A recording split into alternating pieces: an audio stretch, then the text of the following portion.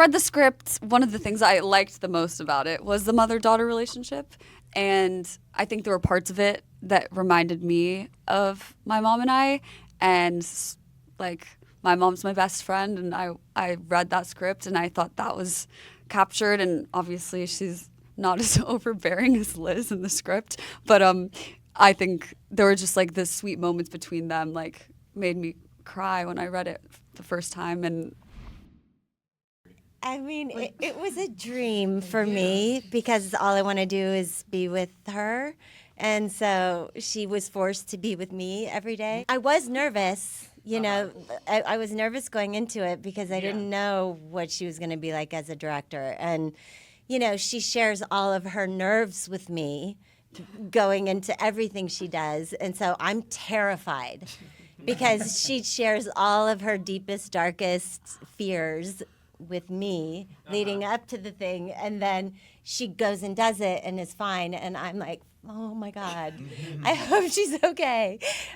So I was so pleasantly surprised when she just like was so decisive and so confident and so smart and had great ideas, and I felt like she was just capable. I was in capable hands and I could like relax, and I trust her.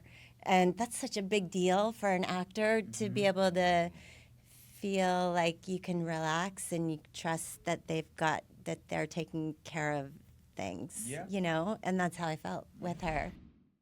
You know, when you're kind of growing up or changing in any kind of capacity, I think you rely on codependency. You rely on what you know. I mean, I think all of these people are just relying on what they know. And in also the process of wanting to get out of that too, which is something you're not even kind of aware of, but you go towards it anyway. But then I think you tend to also want to fall back on what you know and what you love. Yeah. And I feel like when a relationship changes and it grows, the idea of yourself that you have in the context of that relationship has to change also. Yeah. And that, I think, is the thing of like, we've been talking about the quarter life crisis intersecting with the midlife crisis in this movie. Like, that's what happens in that moment when everybody is changing. You have to change at least your idea of yourself. Dude, we just smashed codependency. I mean, it's not happening anymore. Because I didn't really even think about this, but obviously Maude had to put together the crew and the set and everything, and you really did do such a brilliant job at cultivating a really wonderful group of people that made it so that you can be slightly embarrassing on set and you can fuck things up and kind of look like an idiot half the time, but everyone is so kind and in it together, and it really...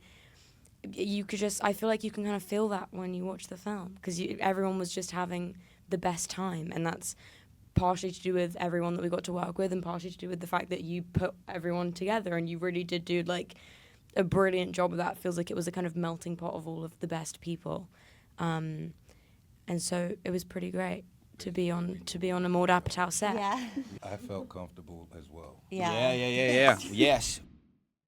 I've talked to him a lot over the years about like comedy, and I think like creating an environment that makes actors feel comfortable is like the most important for comedy. And I mean, it's very different with like independent movies, but having enough time to play around with the scene.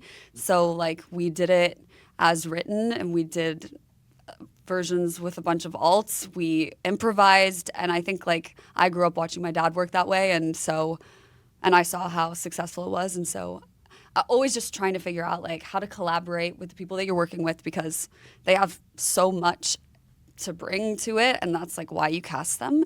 And so yeah, just working with them, trying to make it the best version of what it can be, and yeah, trying to get as much time as you can to be able to do that.